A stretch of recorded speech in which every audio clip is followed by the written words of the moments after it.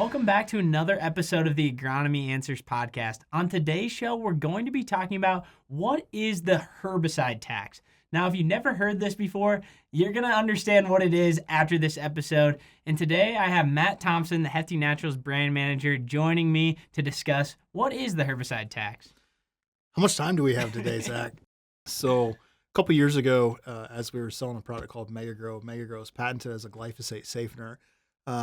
I could understand that our growers and our agronomists weren't fully comprehending what I was trying to explain when I was talking about how Megagrow helps that plant process and metabolize that herbicide. So I coined the term the herbicide tax, because everybody knows at some point in time you're going to have to pay Uncle Sam, and that's ultimately what the plant is doing. So when we think about herbicide tax, when you spray a chemical, and we'll talk about glyphosate. So when you spray glyphosate onto a plant, that plant has to decide if that toxin is going to kill it, or if that toxin is something that the plant can process and metabolize and grow through.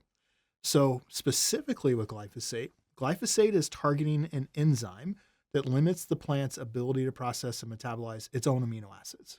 Okay, so when a grower sprays glyphosate onto a weed, the plant has no defense mechanism to that.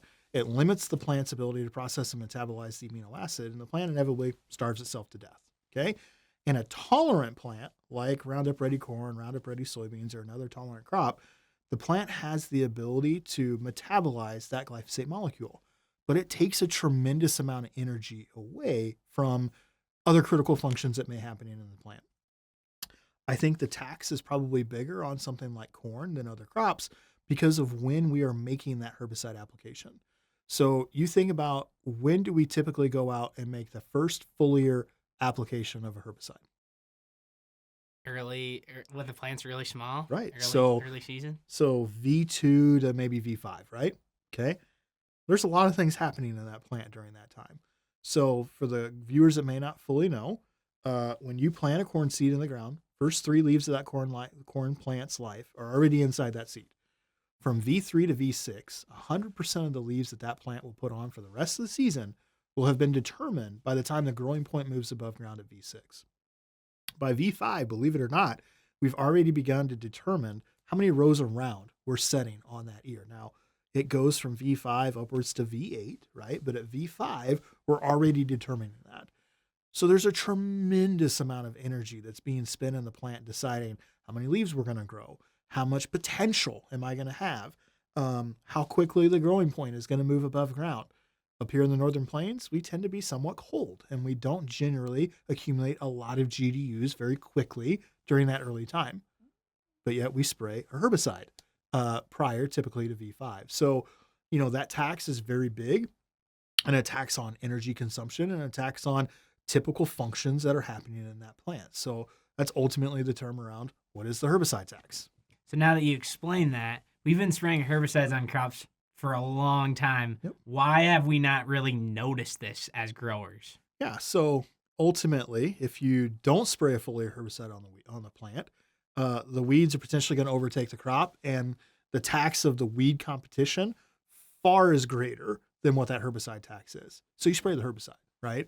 So the herbicide application is a convenience, number one, but more importantly, you're protecting yield by killing its competition of the weeds.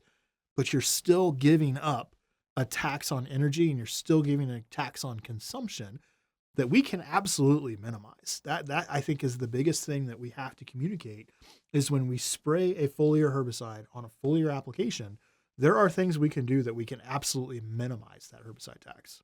Does it change when the plant's smaller or bigger? Does it make the tax worse on the plant if you're spraying it earlier or later? Because obviously you said there's a lot of things going on in that early time frame, but then if you spray it late, then there's even worse things that could happen to the plant. So is there a better time to spray that, or is it just any time you're going to have a tax? Yeah, so the later you get in the season, the worse it gets, right? And so you were a part of it this year where we did what we called the crazy trials here in Baltic, where we looked at different timings of dicamba. Dicamba at V2 versus dicamba at V8. There was a 15 bushel difference by waiting until V8 to make that application to the negative. So, was there a herbicide response at V2 with dicamba? Absolutely there was, because that plant has to process and metabolize that herbicide. So These are the things when we talk earlier about the attention to detail. Growers have to make that herbicide application. They have to have clean fields. They cannot let weeds outcompete that crop because that's going to kill them from a return on investment standpoint. But if we can pick up 5, 6, 7, 8 bushel by minimizing the herbicide tax, those are, in my mind, free bushels that grower should be able to accomplish. So talk about how you can minimize that. You've said we want to, but how can you minimize the herbicide as much as possible? Because obviously weed control is obviously a big point, and you need to have that for great yields. But how can you minimize it? Yeah. So the last thing I want to do is tell a grower, don't spray a herbicide because of this tax, right? Because that's not fair to do. We've got to work with the tools that we have. So our top selling product in the Hefty Naturals portfolio is a product called Mega Grow. I actually looked up today. We've sold Mega Grow as a Hefty company since 2005. So over 20 years that we've had that product in for sale for Hefty Seed Company. In 2012, Mega Grow was patented as a glyphosate safener. And so ultimately what's happening with Mega Grow is it's giving the plant the tools that it needs to speed up how it processes and metabolizes that herbicide. In the case of Mega Grow, it's an auxin. Plants early season are what we call auxin dominant. Auxins are made in the leaf tissue, and they send all of the excess energy into the root system of the plant to tell the plant grow more roots. The more roots that you can grow, the bigger factory that you have for capturing water, capturing nutrients, and other hormones like cytokinin is made in the root system and move up into the plant. And so you have this yin and yang effect that's happening throughout the season in the plant of when the plant is auxin dominant or when the plant moves to what we call kinetin dominance. That happens at VT. So Mega Grow is an auxin dominant product. When we put Mega Grow in the tank with a herbicide, we are overloading that plant with auxins that the plant knows what to do with. But you're creating an imbalance in the plant that the plant naturally is trying to recover from. So you're speeding up how the plant processes and metabolizes the herbicide or the toxin. It's creating more cytokinins. It's creating more things like GABA. It's creating other hormones, maybe other auxins to speed that process up. And what we've been able to document is upwards of a 25% improvement of getting that plant to recover quicker from that herbicide application. Number one question I always get asked is, well, if you're speeding up the plant, are you not speeding up the weed and how it processes and metabolizes the herbicide? Absolutely, right? And that's what we want. We want a dead weed. So this is not a situation where we're hurting the effectiveness of the product. We're actually helping the herbicide from getting it to kill quicker. Now, we can't make that claim. It's something that we can talk about, but it's a situation of when you put Mega Grow in the tank with glyphosate, you're safening how that plant responds to that glyphosate application.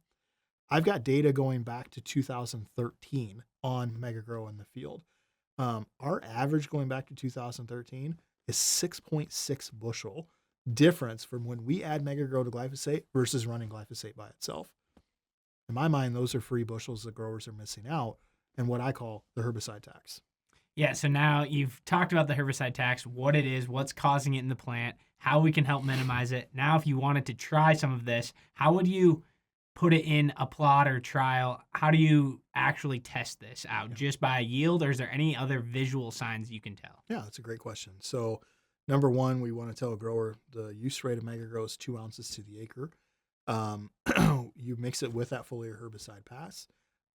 We tend to tell growers put it in a block in the field. 1 gallon of Mega Grow is how it's sold, treats 64 acres. So a lot of times we'll have growers make up a batch, 64 acres, put Mega Grow in the tank, go make that application and run it without. But the biggest thing is understand that we're looking for a 4 to 7 bushel response in corn and 1.5 to 2.5 bushels in soybeans. So it's a super small number. But in the case of corn, that 6.6 bushel or 6.5 bushel average, that's over a 5.5 to 1 return on investment using $4.25 corn. So it's a huge return by minimizing that herbicide tax. So when a grower goes to harvest it, understand that they're looking for something that's going to be in that 4 to 7 bushel response range. So if you had one takeaway for a farmer about the herbicide tax, what would that be? the grower is going to have to pay the herbicide tax no matter what, if they're making a foliar herbicide application. There are tools in the marketplace that we can use that are patented for glyphosate safening that we can minimize the herbicide tax. The biggest thing, though, that we learned in 2025 is Megagrow's patented as a glyphosate safener, but that herbicide tax is real for things like dicamba. So what we learned in 2025 is if we put Megagrow in the tank with dicamba is an auxin, Megagrow is an auxin.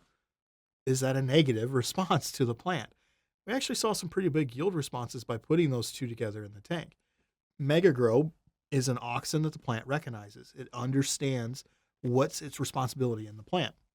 Dicamba is an unregulated auxin. The plant does not know what to do with dicamba. And for those that don't know, dicamba, how it kills the plant is it moves all the available energy to the newest growing point, and it forces the plant to grow itself to death, right? So in a tolerant crop, that crop still has to process and metabolize that. And what we learned in 2025 with things like Clarity and things like Diflex is there is a 4 to 7 bushel response by putting Megagrow in those passes as well, as early as V2. So the biggest thing that we're trying to do within the Hefty Naturals portfolio is find products that will accompany and accommodate other products that our growers naturally are going to use. So in the case of Megagrow, grower has to make a herbicide application. If we can minimize the herbicide tax with the product and it shows significant return on investment, like a 5-to-1 return on investment we see with Megagrow, it becomes a no-brainer for the grower to incorporate that into the tank with the herbicide pass. So this herbicide tax is the real thing. There's an actual tax that's happening out in the plant, and we have some solutions that you've documented that help minimize that. So thanks for talking about that and what is the herbicide tax on today's show. You bet. And thank you for watching or listening to this episode of the Agronomy Answers podcast. If you enjoyed it, like, subscribe, share with your friends, and join us on the next episode of the Agronomy Answers podcast.